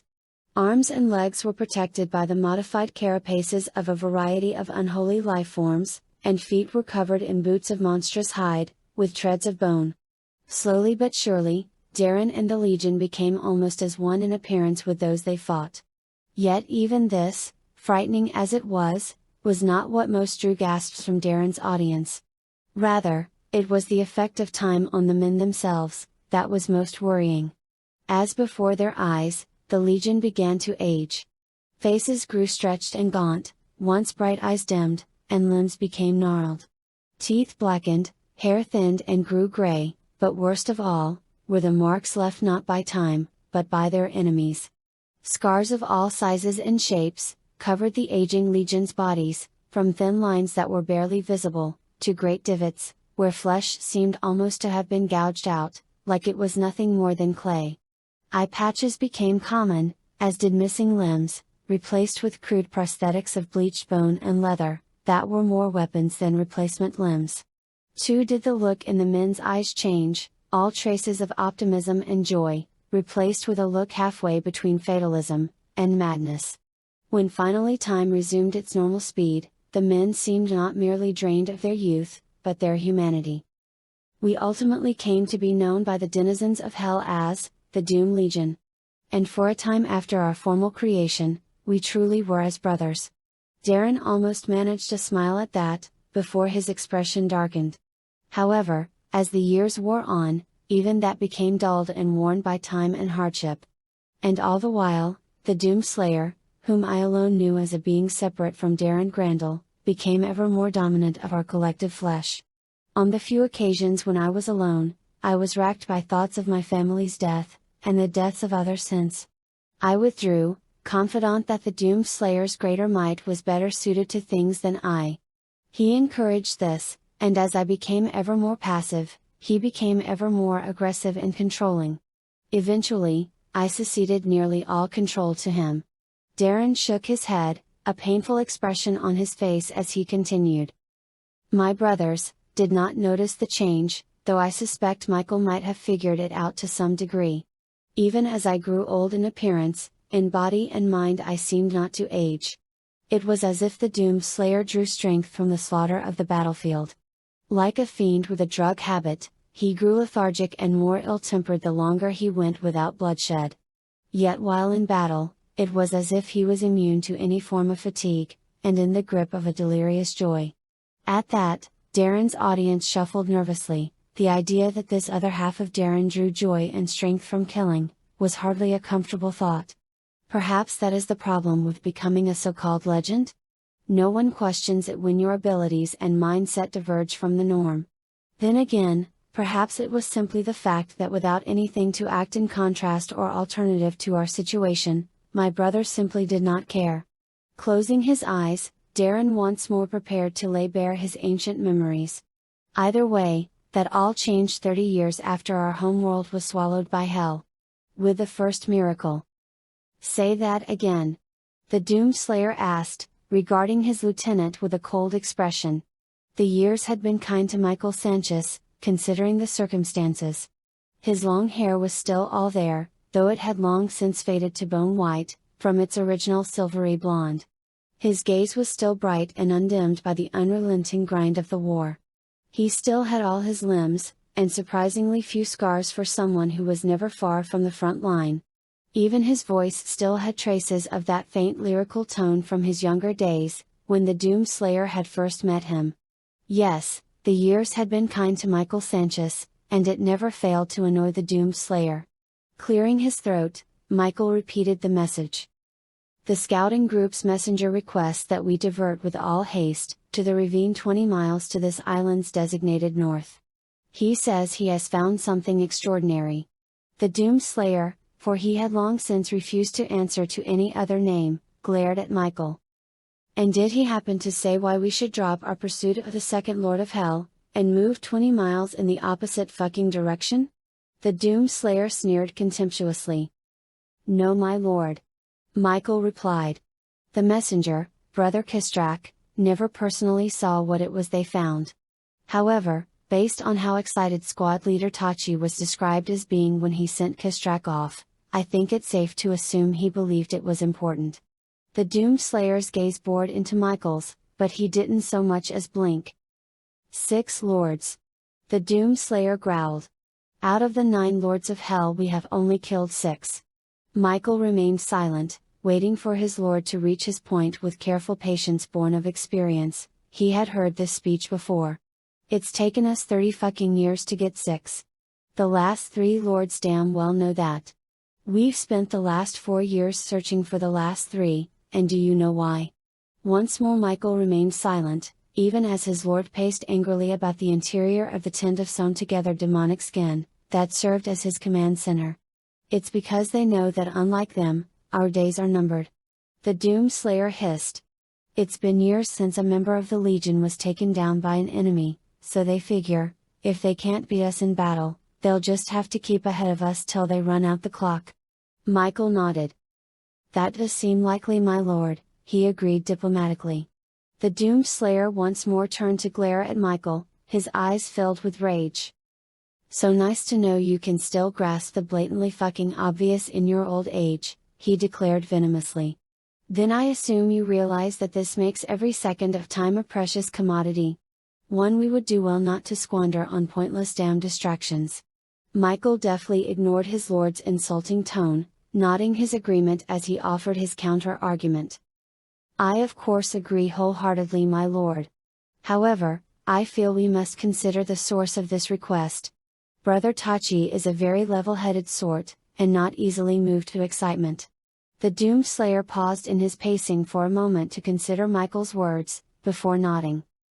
He's no idiot, I agree. The Doomslayer stated, some semblance of calm returning to him. Not to mention that he's one of Roaring Bull's top scouts. Michael nodded again. Shall we consult the other commanders? Perhaps get their perspective? The Doomslayer shook his head. No, I'm not wasting time doing this by committee, just tell me your take on it. He growled. Michael was silent for a few moments as he weighed his words. I trust Brother Tachi's judgment, he would not have made this request if he did not sincerely believe it was important, Michael declared. The Doomslayer nodded. Fine then, tell the commanders we're breaking camp. I want us ready to leave within the hour. Michael nodded, before raising his right arm across his chest so his fist was placed over his heart, the Legion salute. Right away my lord, he declared evenly, before heading out of the tent. The journey to the ravine took most of the day, according to the chronological enchantments the Elder Guard had set up to keep track of such things. In a realm without sun, seasons, or stars, only magic provided a means of maintaining a grip, however fragile, on time's passing. The journey was not an easy one, but then it almost never was in this pit. Currently the Doom Legion was traveling across one of the larger chunks of hellstone and flesh, that floated in the endless charnel void of hell. Roughly the size of a small continent, it was mostly a vast desert punctuated by peaks of jagged black hellstone, as well as rivers of caustic bile that pooled in areas the size of lakes. Not to mention the innumerable tunnels that served as home to countless roving packs of demons, mostly imps, the strange bipedal monstrosities referred to as pinkies, and the occasional group of hell raisers. The larger demons were there too, but seldom dared to try attacking, and those that did were promptly slaughtered.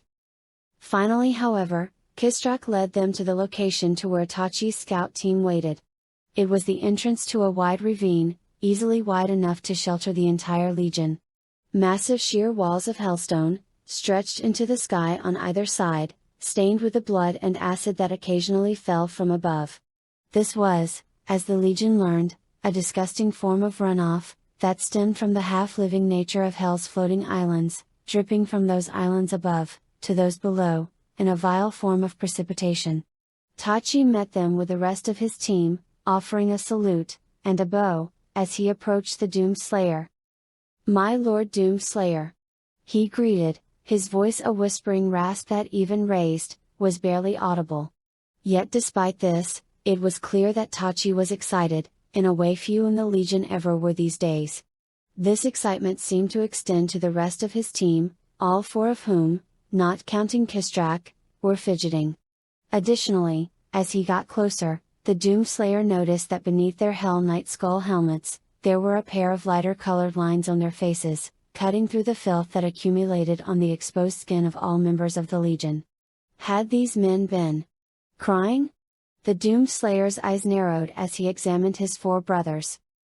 Skip the formality, brother. Tell me what you dragged us all here for? Tachi nodded as he motioned the Doomslayer to follow him. As he did, the Doomslayer turned and gestured to a number of the Armageddon Guard to accompany him. Thomas, Alex, Rom, Mithras, you're with us, brothers, you too, Michael. The Doomslayer growled, before turning to the rest of the Legion. The rest of you get to work securing this location. I don't want us caught with our asses on the shitter. He barked out, as he and his chosen group fell in behind Tachi's scouting party. It's beyond my understanding. Tachi began, as they moved away from the main body of the Legion. At first we were certain it was a trap. I mean, how could it possibly be true? How could it even survive here? Tachi was rambling, sounding scarcely aware of his words or actions, as he moved forward like a man in a dream. The Doomslayer and Michael glanced at each other out of the corner of their eyes. Michael instantly could tell what his lord was thinking, a skill he had inevitably developed over the many years of his service to the Slayer and the Legion. And right now, he could tell his lord had serious doubts about Tachi's sanity. Not to mention it wouldn't have been the first time the demons attempted a trick like this, to lead the Legion into an ambush. However, Michael shook his head, indicating he felt they should wait to see how things played out. The distance to their destination was relatively short, only about 10 minutes of walking along the floor of the ravine, their feet leaving deep prints in the powdered bone, that was as close as hell ever came to producing sand. Their destination, as it turned out, was a shallow crater, in an area where the bone sand gave way to solid hellstone. The crater was surrounded by a number of large crumbling boulders that partially blocked it from view. As they approached, the Doomed Slayer gave a surreptitious hand signal to his men. Nodding silently, they loosened swords, carved from the arm bones of Barons of Hell, in their cacodemon hide scabbards, or pulled bows made from the ribs of Hell Knights from their backs, and knocked barbed demon bone arrows to bowstrings made of imp gut. Even Michael was on his guard, as his hand rested on the handles of a pair of bone daggers, made of the tusks of a pinky. As for the Doomed Slayer, he slowly drew a maker from a sheath on his back, made of the skin of a Balgar demon. A rare commodity, as the Legion had hunted its kind to presumed extinction in this area of hell.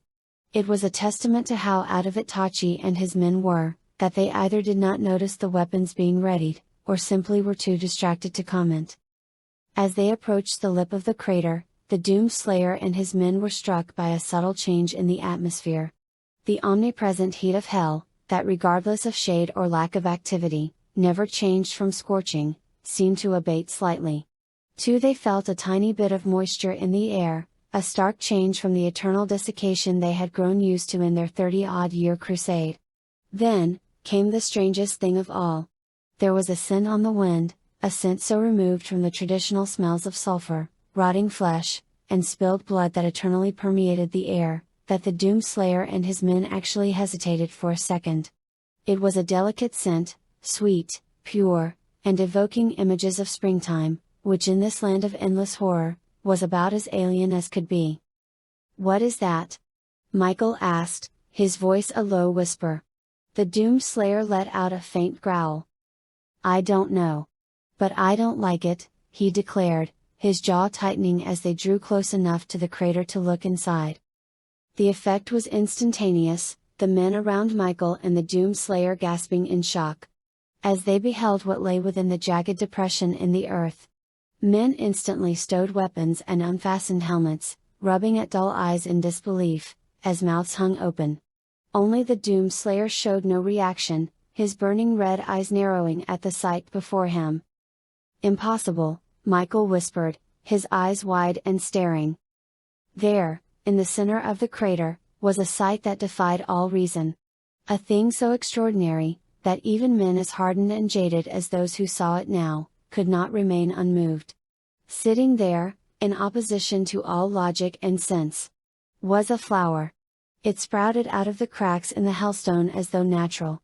Its broad, dark green leaves, unfolding around a stem, that went up straight for about a foot, before gently curving downward, its surface laden with large white blooms, as pure as the driven snow.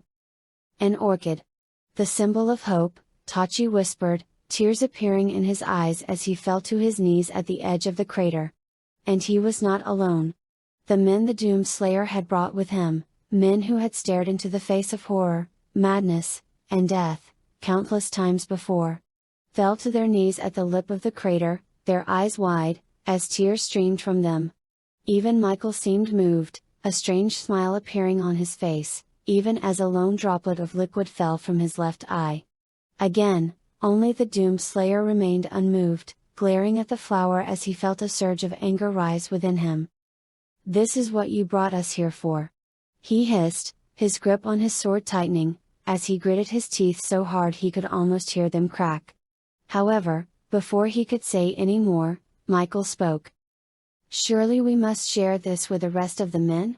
he began, in a tone clearly meant to diffuse his lord's growing rage. "I am certain that seeing such a miracle will doubtless boost their resolve, and allow them to be about our task with even greater vigor.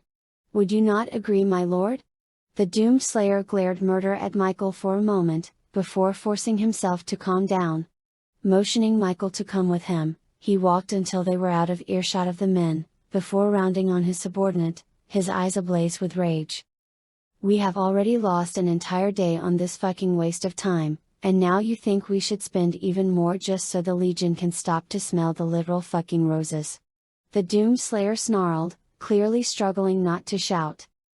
"I do not see we have much of a choice, my lord," Michael said diplomatically. "One way or another, something this momentous will get out, and if we simply move on without even acknowledging it, we could face no end of dissension in the ranks." The Doomslayer looked nearly apoplectic as he responded. "Or we could simply kill that gaggle of idiots, dump their bodies in the crater with their precious fucking weed, and then say it was a demon ambush." Michael nodded, as if seriously considering the suggestion. Knowing full well he'd have to play this carefully, to keep his lord carrying out his threat. Which, if the look in his eyes was any indication, he was completely serious about.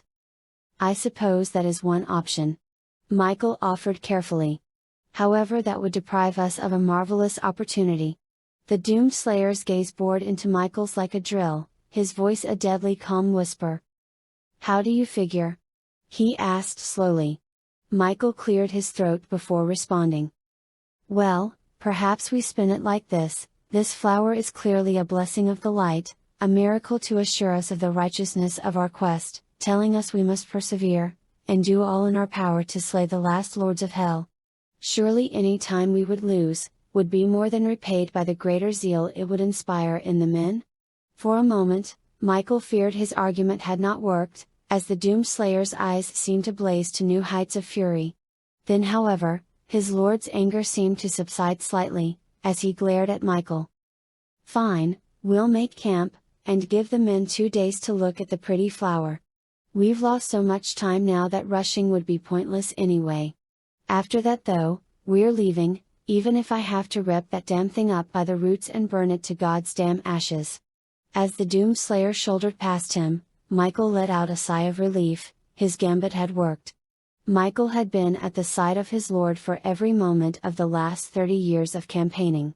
He respected the Doomslayer utterly, as a friend and a mentor, and, despite his faults, honestly more of a father than Michael's real one had ever been.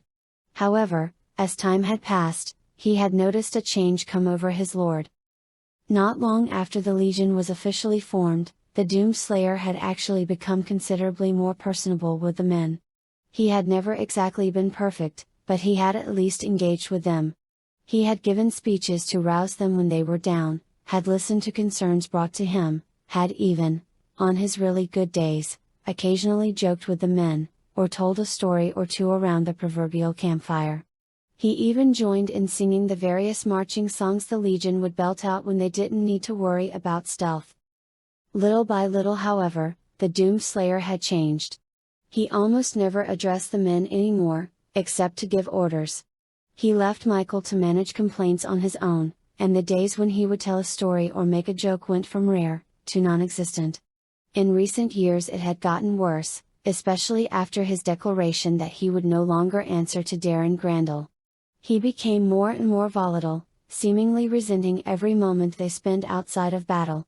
While, in battle, he fought with a savagery and viciousness that made him scarcely distinguishable from the demons themselves. There was also one other feature, that only Michael himself was likely aware of. Not long after meeting the Doomslayer, Michael had noted his eyes had a peculiar habit of going from icy blue to bloody red in battle. At the time, the Doomslayer stated it was something he had been born with, a result of a magical mishap his mother had endured while pregnant. Michael had never questioned that explanation, until several years ago, when the Doomslayer's eyes had not changed back, leaving his gaze a permanent scarlet. Every day now, it seemed to Michael that his lord was becoming more and more unstable, losing himself ever more to his rage. And every day, Michael wondered how long it would be, before his lord could no longer be pulled back from the brink. The Doomslayer snarled, as he bit into a piece of imp jerky beneath his freshly reconstructed command tent. The dry chewy substance tasted like solid ashes soaked in piss, but it was all there was. As he took another bite, chewing savagely, he considered the events occurring in the newly established Legion encampment, with a burning anger in his gut. Credit where it was due, Michael's little morale-boosting story worked. Everywhere the Doomslayer looked, he saw the teary-eyed rapture of the mindlessly religious. That, given proper incentive, could be whipped up into a frenzy of fanatical zeal. However, to the Doom Slayer, this whole thing was a farce. He had told his brothers countless times in the past, that the light was nothing more than a lie. A comforting delusion, put forward and embraced by idiots terrified of reality. How quickly his so-called brothers who supposedly agreed with this founding tenet of the Legion, abandoned it the first chance they got. "I should have destroyed that damn weed when I had the chance," he growled to himself, as he took a swig from the mancubus leather water skin at his side. The horribly bitter taste of demon blood on his tongue calming him, as he drank the skin dry. "Ah," he declared with relish, his fury subsiding for an instant, as he enjoyed the faintly acidic burn of the Hellraiser blood. "Nothing like home brewed," he chuckled, as his mind wandered to comforting memories of tearing demons limb from limb. However, the joy was short-lived, as he recalled the events of the last few hours, and his anger returned. "Bastards!" The Doom Slayer spat, as he hurled his empty water skin into one corner of the tent. For a moment the feeling of rage became almost overpowering, as at the same time, an itching sensation began building beneath his skin. Tearing off one of his demon leather vambraces, the Doom Slayer looked closely at his arm, so scarred it looked as if he no longer had skin. It was likely just a trick of the light, but it almost seemed as if his scars were pulsing with a faint red energy, and was it his imagination, or did what unblemished flesh that was there, look ever so slightly like scales? The Doom Slayer shook his head, as he considered asking Michael his opinion, before suddenly feeling a nearly overpowering rage engulf him. For an instant, the Doom Slayer considered tearing out of his tent, and beheading the first man he saw. But just barely managed to restrain himself, as he retrieved and redonned his vambrace. It was Michael's fault that they were in this situation to begin with. Had it not been for his second-in-command's foolish sentimental bullshit, they would have already caught the second Lord of Hell by now. The Doom Slayer let out an almost inhuman-sounding growl, as he wondered, and not for the first time, if perhaps he would be better off without his weakling coward of a second. Taking a deep breath, the Doom Slayer suddenly felt exhausted. He would deal with his lieutenant tomorrow, for now, he needed rest.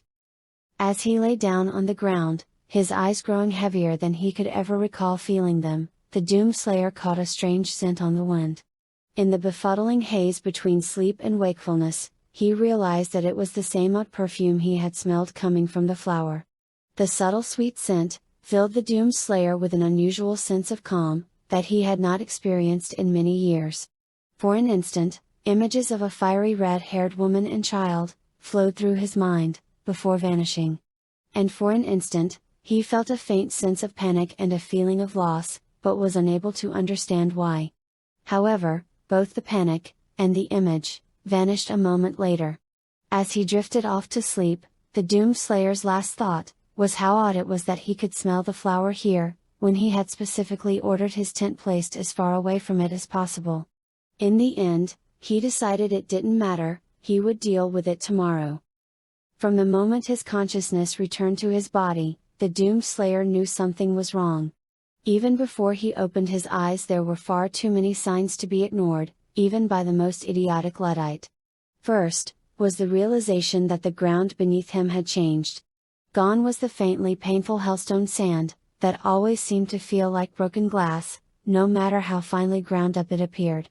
In its place the Doom Slayer felt something springy, faintly ticklish, and remarkably soft. Gone too was the omnipresent heat and desiccation, replaced by air that was pleasantly warm, and filled with just the right amount of moisture to be perfectly comfortable, with the perpetually howling winds of hell, replaced by a gentle breeze. Even the smell was wrong, the sulfuric rotting stench, replaced completely by the smell of flowers and vegetation. The Doom Slayer's eyes snapped open, as he leapt up and tore a maker from his back, his eyes wild. Rushing for the tent flap, he just barely had time to notice that the light leaking into the tent was not the diffused faintly crimson light of hell, but rather the bright pure light of a true sun. Bursting through the tent's entrance, the Doom Slayer was momentarily blinded, as he roared out a call to action. "Brothers, rise! Ready yourselves!" However, before he could finish raising the alarm, the Doom Slayer's vision cleared, and the words caught in his throat, The area he and his brother's camp now stood in, was not the barren plains of hell. All around the Legion, green rolling hills and clumps of forest, stretched off in every direction. While in the distance, snow-capped mountains could be seen. The scene's beauty defied description, surpassing even the greatest landscape portrayed by a master painter. The songs of birds, and the buzz of insects, reverberated through the air like the world's greatest symphony. Playing a song so pure and perfect, that it seemed it could only have been composed by the choirs of heaven. The gentle breeze was filled with the exotic perfumes of countless wildflowers, each more exquisite than the last.